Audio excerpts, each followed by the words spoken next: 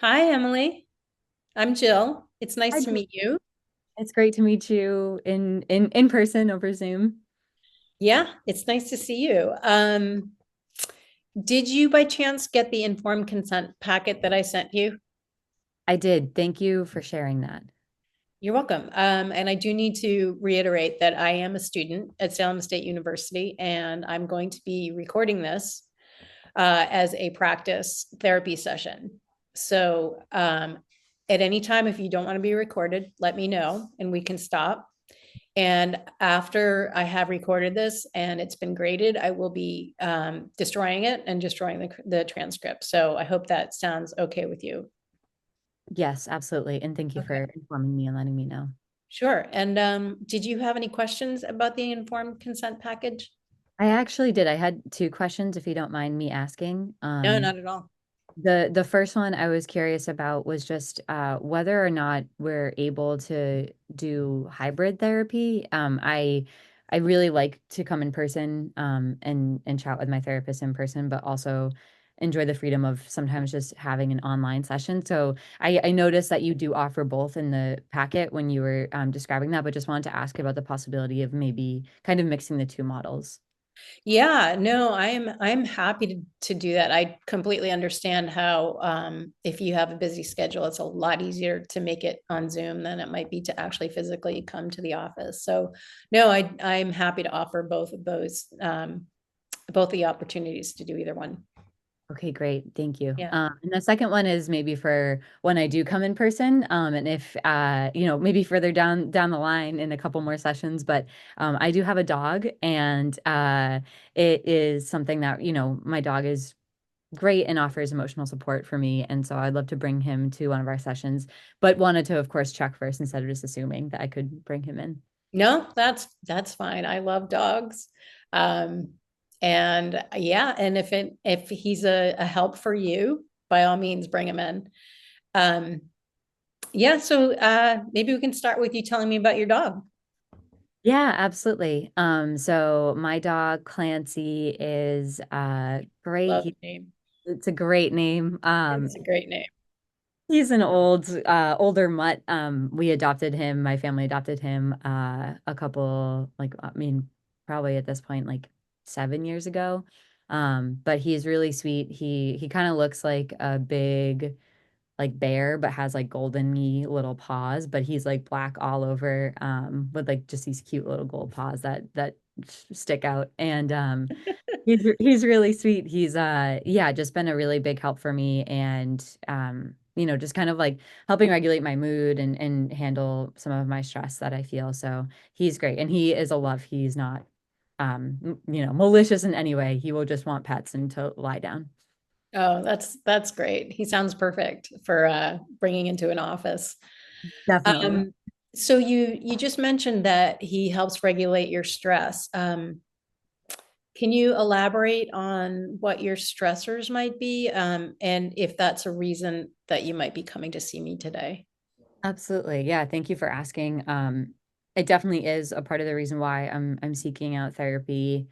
I am currently navigating kind of just juggling a lot of different responsibilities, and it's the first time I've had to do it probably ever. I mean, when I was in undergrad and college, I always worked when I was in school. I've never not had a job, but it was definitely like a much more relaxed job where I worked in a greenhouse and watered plants and then like made breakfast sandwiches. So that was about almost 10 years ago now when I graduated. And now I am working full time in an office. I'm going to school full time.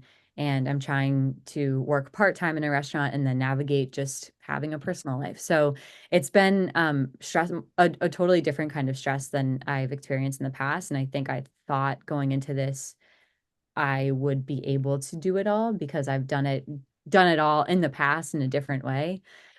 So I've been pretty stressed out just kind of about like really how to navigate, how to like prioritize and how to like understand how to manage my time. Yeah, that sounds like you have a lot going on. What does your job consist of? My job consists of working at a desk. So I work for a university and I do I work in a team that addresses student affairs. So my job is a lot of like emailing, it's a lot of behind a screen. And this is my first job I've ever had like this. Most of my other jobs have been on my feet and moving. And so it's also been a pretty big adjustment. And there are some benefits to it that I like. I get to work remotely 2 days a week, which is really helpful just in terms of like not having to get ready and either rush to work on my bike or sit in traffic. But it is, yeah, it still can be stressful in other ways at times. And requires me, yeah, to be sitting and in front of a screen for like 8 hours of a day, which is not. Yeah, that's hard. It's hard to sit for a long period of time. Yeah. Um, what can you tell me anything that you might do to sort of do for self-care? Yeah, absolutely. I try to go outside. I love being outside in any capacity. So whether that's like for a bike ride, for a walk, for a run, um, that's a big thing for me is like I try to carve out time for that as much as I can. These days I've set a goal for myself to do that 5 times a week. And it doesn't have to be in like a really strict way, but even if it's like a 20-minute walk to the grocery store versus like going in my car to get my groceries, that feels a little bit it's just like a way to, yeah, take care of myself. So I do that. I try to go to yoga, but these days I don't have a whole lot of time for that. So I'll try to like do some yoga at home. And I really like to I do watch some like trashy reality TV, so sometimes that's a fun way of self-care, but again, I think being behind a screen is like one of the things that like stresses me out or just isn't enjoyable. So I instead I'll try to choose like journaling or reading and maybe if I watch an episode of TV, I try to like do that in partnership with it so it's not just behind a screen. Hmm. Yeah, screen time is really a problem these days. Do you spend time with family and friends? I do, yeah. I try to spend time with family and friends when I have it. I think the hard thing is like I like to spend a good chunk with them. And so if I don't feel like I have that time, it's kind of hard to like set aside just like a little bit of time to see them because everyone in my life also I know is really busy. But my sister lives really close by to me, within walking distance. So we'll often have like sister night. And with her, I know it could be like an hour and that's fine. You know, she won't be she'll be understanding if that's all the time that I have. And same with my friends, but we have a lot of us have different schedules. A lot of my friends work in like the restaurant industry or work in healthcare. So they're sometimes like working late into the night or overnight. So I don't always get to see them. Are you close to your family? I am. You mentioned your sister, but how about the rest of your family? Yeah, I am also close to the rest of my family. With most of them, I have a really good relationship with my mom. I love my mom, and she lives close enough that sometimes I'll go home and see her. It's a pretty short drive, so that's really nice. And she'll come into the city too and see us, which has been a really fun kind of like I don't know, way to like build a more adult relationship with my mom and show her around the city. So that's been great. My little brother and I don't have the best relationship. It's not that we don't see each other. We do. He has a 2.5-year-old daughter who is my niece, who I am obsessed with. But uh, our relationship's kind of like around her and is a little more superficial. So we're not like necessarily very close, but we do see each other a good amount and talk to each other. And I'm close with my grandmother who lives near my mom as well, but that's my grandmother on my dad's side. And so her and my mom are very close. My mom and my dad can't even like talk to one another really. But my dad's mom and my mom are extremely close, which is a really cool relationship that I think is pretty awesome in my family. So yeah, that's kind of the background. Well, it sounds like you're really close to most of your family. Can you say a little bit more about how you feel about your mom and your dad and the way that they uh, don't get along and how that's affected you? Absolutely. So they got divorced when I was in middle school. And it was definitely not like the cleanest of divorces and was like there was a lot of like things that went on and they did not end on good terms. And so they speak to one another kind of out of necessity, like understanding like for us and they still have some, like shared things. My dad was a firefighter, so there's like some like healthcare and other things that my mom is still involved with.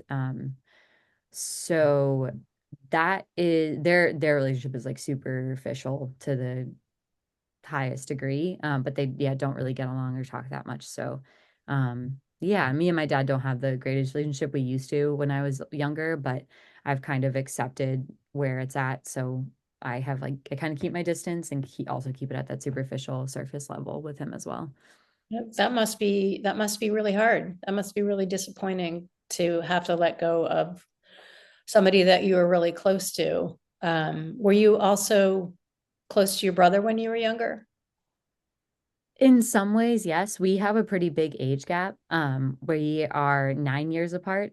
So we literally are from like two different generations, which is also a funny interaction as like brother and sister. So when I was like in high school, he was in elementary school. So we were close and we hung out, but it never really got to a point where I felt like super close with him just because of our big age difference. That makes a lot of sense. Um, and you say that what I hear is that you said that you are not close to him now. And can you elaborate on that a little bit? Yeah, absolutely. I think I really want a relationship with him that feels closer, at least to me. And I don't know what that would necessarily look like. Some of the ways I would envision it changing would just be us like talking more and having more like honest conversations. We did have some of that when he was younger. He'd like come to me for like dating advice and how to ask my mom for something to get his way. And so was able to give him advice in that role when we were like a little bit closer. And I think now is a time where I kind of wish we had something like that, and maybe less of me being like the big sister, but just like we can call each other for advice and to talk about things. But yeah, right now we have like different views on life, and I mean he has a lot of different he has much different priorities than I do, just with like making sure he can provide for his family and like keep a steady job and raise a daughter, and I'm in such a different phase of my life that maybe it's like even myself, I'm kind of like putting up some of those barriers, just thinking like there's no way we could relate. Wow, that must be really disappointing. It is, yeah. And it's just like a sad, it just feels sad. Yeah, like disappointing is a really good way to put it because I don't know. It's like there's no real like point where I can say like, oh, that's exactly where we stopped being close. Yeah, I mean, when he decided that he wanted to have a kid, that was definitely controversial because he was really young. But there wasn't really this moment of like, oh, we got in a huge fight and now we can never yeah, again. So it just kind of yeah. feels sad and weird and distant for a reason that I don't understand. Yeah, well, I have to tell you that we have about maybe 5 minutes left in our session. And I'd definitely like to keep